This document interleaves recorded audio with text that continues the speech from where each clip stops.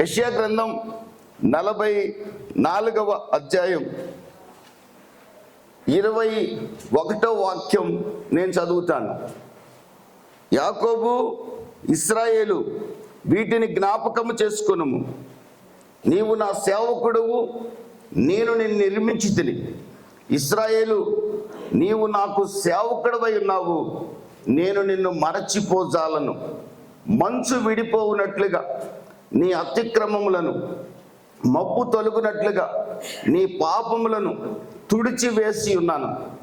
నేను నిన్ను విమోచించి ఉన్నాను, నా యొద్దకు మళ్ళుకొనుము. ప్రియమైన దేవుని బిడ్డలారా, ఈ చోట ప్రభు ఆనాడు ఇశ్రాయేలుతో మాట్లాడాడు. ఈ రోజున ఆత్మీయ ఇశ్రాయేలుగా ఉన్న మనతో ఆయన మాట్లాడుతున్నాడు. నేను మిమ్మల్ని విమోచించి ఉన్నాను, నేను మిమ్మల్ని విమోచించి ఉన్నాను. ఉచితంగా నేను మిమ్మల్ని విమోచించాను, రిడీమ్ చేశాను. రిటర్న్ టు మీ, నా యొద్దకు మళ్ళుకోండి అని ఈ రోజున మనతో మాట్లాడుతున్నాడు. ఈ సంఘములో కూర్చున్న మనమందరము విమోచించబడిన వారమే అని నేను నమ్ముతున్నాను. మీరు కూడా విమోచించబడిన వారే అని అనుకుంటున్నారు.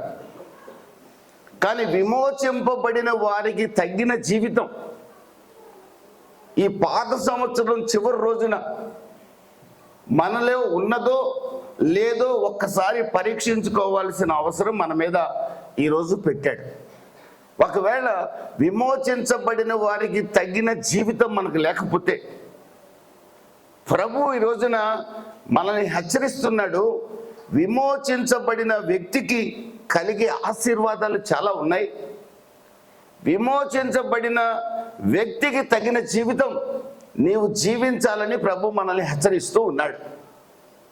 ఆ కరెక్షన్ మనం తీసుకోవడానికి సిద్ధపడగలిగితే ఖచ్చితంగా ఈ సంఘములో ఈ చోట ఉన్న ఏ ఒక్కరు కూడా విడిచిపెట్టబడకుండా ఆయన నిత్యమైన విమోచనలో, ఆయన ఫైనల్ రెడెంప్షన్లో, అంటే ఈ దీన శరీరం మహిమ శరీరంగా మార్చబడే ఆ అనుభవంలోనికి ప్రతి ఒక్కరూ అడుగు పెట్టి తీరుతారు. దేవునికి స్తోత్రం కలుగునుగా. హల్లెలూయా. ఆయన విమోచనను అర్థం చేసుకోలేక నేను విమోచించబడ్డానులే, నేను పరిశుద్ధుడనే లే, నేను విశ్వాసినేలే, నేను సేవకుడినేలే అనే ఆలోచనతో ఏ ఒక్కరైతే కొనసాగుతారో వారు కరెక్షన్లోకి రాలేదని అర్థం, వారు సరిచేసుకోవడానికి సిద్ధపడలేదు అని అర్థం.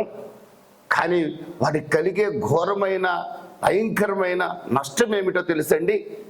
నిత్య జీవాన్ని వారు కోల్పోతారు, నిత్యానందాన్ని వారు కోల్పోతారు.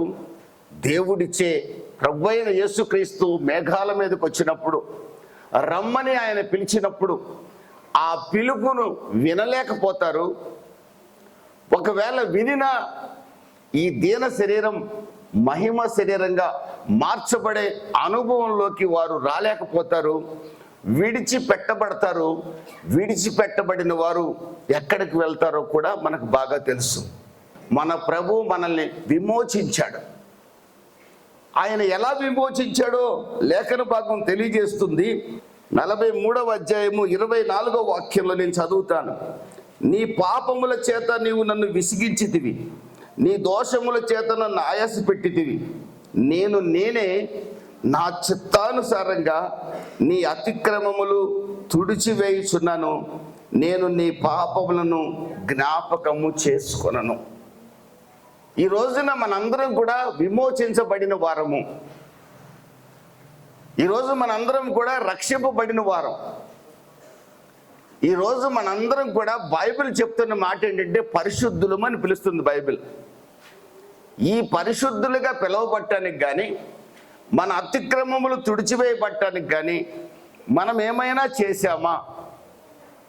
మనం ఏమైనా చేశామా అంటే ఉచితంగా ఈ ప్రపంచ మానవాళిని విమోచించాలనుకున్నాడు. ఆ విమోచన ప్రణాళిక ప్రకటన గ్రంథం 13వ అధ్యాయం 8వ వాక్యం ప్రకారం జగత్తు పునాది వేయబడక ముందే విమోచన ప్రణాళికను సిద్ధపరచుకున్నాడు దేవుడు. తన పోలికగా మానవుని సృష్టించాలి అనుకున్నాడు. సృష్టించబడిన మానవుడు ఒకవేళ తన పోలిక నుండి తప్పిపోవడానికి ప్రయత్నం చేస్తే తప్పిపోయిన మానవుణ్ణి ఎలా విమోచించాలో కూడా విమోచన ప్రణాళికను దేవుడు జగత్తు పునాది వేయబడక మునిపే సిద్ధపరచుకొని ఉన్నాడు. దానికి ఉదాహరణగా, దానికి సారూప్యంగా ఏదైనా తోటలో తన పోలికగా తన స్వరూపమందు సృష్టించబడిన ఆదామును, అతని యొక్క భార్య, అతని ఎముకలో నుండి తీసిన అతని యొక్క భార్యను వారిద్దరూ పాపము చేయగా వారి కొరకు జగత్తు పునాది వేయబడక మునిపే మీ కొరకు నా దగ్గర రక్షణ ప్రణాళిక ఉన్నది అని రుజువుపరచుటకు సాదృశ్యంగా ఒక జంతువుని బలిగా దేవుడే స్వయంగా అర్పించి వారికి చర్మపు చొక్కాయలు తొలగించాడు. దేవునికి మహిమ కలుగునుగా. హల్లెలూయా. ఆ రోజే మానవాళి విమోచన కొరకు రక్తం చిందించబడింది. లేవ్యాకాండం 17వ అధ్యాయం ప్రకారం రక్తము చిందించబడకుండా పాప క్షమాపణ కలగదు. ఆ రక్తం పరిశుద్ధ రక్తముగా ఉంటేనే సంపూర్ణ పాప క్షమాపణ కలుగుతుంది. పాత నిబంధన కాలంలో జంతువుల రక్తం ద్వారా పాప క్షమాపణను దేవుడు అనుగ్రహించాడు. కానీ సంపూర్ణ పాప క్షమాపణ మరల తిరిగి ఏ బలులు అర్పించని అవసరము లేని పాప క్షమాపణ కలగాలంటే తిరిగి మానవుడు కోడిని కానీ, కుక్కను కానీ, నక్కను కానీ, ఎద్దును కానీ, గొర్రెను కానీ బలివ్వకుండా మానవ పాపం పరిహరింపబడాలంటే కొబ్బరికాయలు కానీ, అగరొత్తులు కానీ, హారతి కర్పూరం కానీ లేకుండా, ఏ పూజారి దగ్గరికి వెళ్లకుండా మానవ పాపం తాను ఎక్కడ ప్రభువు అని పిలిస్తే అక్కడే ఆయన పలికి పరిహరించబడాలి అంటే పరిశుద్ధ రక్తం చిందించబడాలి. హెబ్రీ 9:22 ప్రకారం రక్త ప్రోక్షణ లేకుండా పాప క్షమాపణ జరగదు. లేవ్యాకాండం 17వ అధ్యాయం ప్రకారం ఆ రక్తం పరిశుద్ధ రక్తం అయితే సంపూర్ణ పాప క్షమాపణ కలుగుతుంది. హెబ్రీ 9:22 వాక్యం ప్రకారం. నా ప్రియమైన వారలారా, నా ప్రియమైన సంగమా, మానవులను పాపము నుండి పరిపూర్ణంగా విడిపించుట కొరకు, సంపూర్ణ విమోచన కలిగించుట కొరకు ఆ రోజు ఇశ్రాయేలు పక్షంగా దేవుడు బలులు అప్పగించమని ఆజ్ఞాపిస్తే వారు సంపూర్ణ పరచబడలేకపోయారు. సంపూర్ణ పరిశుద్ధత అనుభవించలేకపోయారు. బలులు అర్పిస్తున్నారు. యెరూషలేము దేవాలయం నుండి కొన్ని వందల కిలోమీటర్లు గొర్రెల రక్తం, ఎద్దుల రక్తం ప్రవహిస్తూనే ఉంది నది వలె. కానీ పాపం చేస్తూనే ఉన్నారు, బలులు అర్పిస్తూనే ఉన్నారు, పాపం చేస్తూనే ఉన్నారు, బలులు అర్పిస్తూనే ఉన్నారు. సంపూర్ణ పరిశుద్ధత బలుల వల్ల సాధ్యం కాలేదు. అందుకే 1 పేతురు 1:17 నుండి 20 వాక్యాలు రాయబడిన మాటలు మీరు గమనిస్తున్నట్లయితే గొర్రెల రక్తము, కోడెల రక్తము మానవుణ్ణి పరిపూర్ణ పరిశుద్ధతలోకి నడిపించలేకపోయింది. చివరికి చేసేది లేక తన పోలికగా సృజించబడిన మానవుడు నాశనమై, తన కౌగిలిలో ఉండాల్సిన మానవుడు నిత్య నరకాగ్నికి వెళ్తుంటే సృష్టికర్త, పాపము లేనివాడు, ఒకే ఒక నిజరక్షకుడు, ఏ మానవుడైనా విడిపించగలిగిన వాడు, అసలు మానవాళిని విడిపించగలిగిన ఒకే ఒక నిజరక్షకుడు లోకాన్ని ప్రేమించి యోహాను 3:16 ప్రకారం తన ప్రియకుమారుడైన యేసుక్రీస్తుని శరీరధారిగా కన్య గర్భమందు జన్మించి మానవాళి పాప పరిహారార్థమై మనం ఏ పూజలు చేయకుండానే, ఏ వ్రతాలు చేయకుండానే, ఏ కానుకలు ఇవ్వకుండానే, ఏ విగ్రహాన్ని పెట్టకుండానే ఆయన చిత్తానుసారంగా మానవ పాప పరిహారార్థమై మరి ఏ బలులు అర్పించవలసిన అవసరం లేకుండా మానవుణ్ణి పరిశుద్ధపరచడం కొరకు తన ప్రియకుమారుడైన యేసుక్రీస్తుని దేవాది దేవుడు బలిగా అప్పగించాడు. చప్పట్లు కొట్టి ప్రభువు నామాన్ని కనపరుచుకున్నాం. దేవునికి స్తోత్రం కలుగును గాక. జగత్తు పునాది వేయబడక మునిపే నిర్ణయించిన ప్రణాళికను ఏదైనా తోటలో సారూప్యంగా చూపించిన దేవుడు రోమీయులకు రాసిన పత్రిక 3వ అధ్యాయము 25 నుండి 27 వాక్యాలు మీరు తర్వాత చదువుకుంటే, యేసుక్రీస్తు అనే ప్రభువుని కరుణాధారంగా నా దేవుడు మనకు అనుగ్రహించాడు. మనల్ని కరుణించేవాడిగా, మన పైన కరుణ చూపించేవాడిగా. ప్రతి ఒక్కడు పాపము చేసి దేవుడు అనుగ్రహించి మహిమను పొందలేకపోతున్నాడు కనుక ప్రతి వాని గొంతుక తెరిచిన సమాధిగా మారింది కనుక,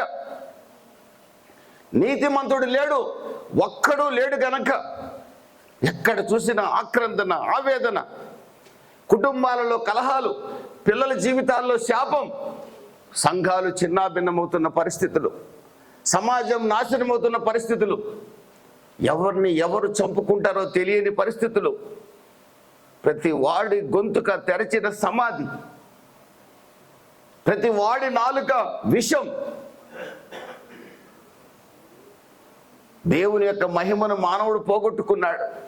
ఆ మహిమలో దాగి ఉన్న ఆనందం, ఆ మహిమలో దాగి ఉన్న సమాధానం, ఆ మహిమలో దాగి ఉన్న స్వస్థత, ఆ మహిమలో దాగి ఉన్న పరలోకం అన్నిటినీ పోగొట్టుకున్నాడు మానవుడు. మానవుడి యొక్క తెగుళ్ళకు కారణం, నా ప్రియమైన దేవుని బిడ్డలారా, మానవ పాపమే.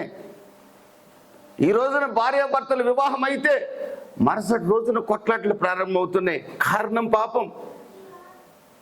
తల్లిదండ్రుల గుండెల మీద బిడ్డలు తంతున్నారు. కారణం పాపం.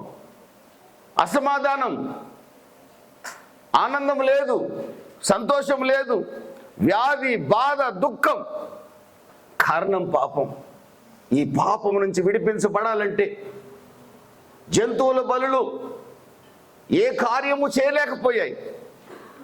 మానవుడు జంతువుల్ని బలిగా అర్పించే విషయంలో కూడా మోసం. దేవుడు అర్పించమన్న శ్రేష్టమైన బలి అర్పించకుండా అందులో కూడా మోసం చేస్తున్నాడు. మానవుడి హృదయాలోచన కేవలము చెడ్డదని గమనించిన దేవుడు తన ప్రియకుమారుణ్ణి మన కొరకు బలిగా అప్పగించాడండి. తన ప్రియకుమారుణ్ణి మన కొరకు గొల్గతాలో ఆకాశానికి భూమికి మధ్య 3 మేకుల్లో కొట్టబడి వేలాడేటట్టుగా చేశాడు. ప్రయాసపడి భారం మోయుచున్న సమస్త జనులారా, నా కుమారుని రక్తం యొద్దకు రండి, నా కుమారుని రక్తం యొద్దకు రండి, నేను మిమ్మల్ని కడుగుతాను, మిమ్మల్ని శుద్ధి చేస్తాను. ఏమి తేవాలి ప్రభువా? ఏమి తేనవసరం లేదయ్యా. పసుపు తేనవసరంలా, కుంకుమ తేనవసరంలా. నీ హృదయాన్ని చింపుకొని వస్తే, పశ్చాత్తాప్తుడివై నేను పాపినని గ్రహించి నీ హృదయాన్ని చింపుకొని, ప్రభువా నేను ఘోర పాపంలోనే పుట్టాను, నా తల్లి నన్ను పాపంలోనే గర్భము ధరించింది, పాపంలోనే కన్నది, జన్మ పాపం ఆదాము దగ్గర నుంచి నా మీదకు వస్తూనే ఉంది ప్రభువా. నేను పుట్టుకలో నీతిమంతుణ్ణి కాదు, నడకలో నీతిమంతుణ్ణి కాదు, పడకలో నీతిమంతుణ్ణి కాదు, చూపులో నీతిమంతుణ్ణి కాదు. నేను అనీతిమంతుణ్ణి, అపవిత్రుణ్ణి, కామ వికారాల చేత నిన్ను దుఃఖపరిచిన వాడిని, వాయుమండల అధిపతిని పూజించిన వాడిని, నేను చతుష్పాద జంతువులను పూజించిన వాడిని, పశువుల ఆకారాలను పూజించిన వాడిని, తుచ్చమైన అభిలాషలతో మీరిచ్చిన జన్మ పాడు చేసుకున్న వ్యక్తిని, నన్ను క్షమించు ప్రభువా అని నా కుమారుని రక్తం దగ్గరికి రాగలిగితే, కరుణాధారంగా నా కుమారుడి రక్తాన్ని జగత్తు పునాది వేయబడక ముందే మీ కొరకు నేను చిందించాను. మరొకసారి లిటరల్గా 2000 సంవత్సరాల క్రితం నా కుమారుణ్ణి శరీరధారిగా పంపించాను. కుక్కగా నక్కగా పంపిస్తే మీరు నమ్మరు గనక, ఆత్మస్వరూపిగా పంపిస్తే మీరు నమ్మరు గనక, మీ పోలికగా మీ స్వరూపం అందే నా కుమారుణ్ణి పంపించాను. ఎందుకంటే నా పోలికగా నా స్వరూపమందు మిమ్మల్ని చేశాను గనక, మీ పోలికగా మీ స్వరూపమందు నా కుమారుని పంపించాను. ఆ రక్తాన్ని సమీపించండి, ఆ కరుణాధారపు కరుణా పీఠాన్ని పట్టుకోండి. నా కుమారుడి రక్తాన్ని మీరు సమీపించండి. మహిమను కోల్పోయిన మీకు తిరిగి నేను మహిమను ఇస్తాను. ఇది నేను కేవలం ఉచితంగా నేను మీకు అనుగ్రహిస్తాను. మీరు ఎప్పుడైతే నా కుమారుడి రక్తాన్ని సమీపించారో, మీకా గ్రంథం 7వ అధ్యాయం 19వ వాక్యం ప్రకారంగా మీ పాపములన్నిటిని నేను సముద్రపు అగాధములో వేస్తాను, మరలా పొరపాటును కూడా నేను జ్ఞాపకం చేసుకోను.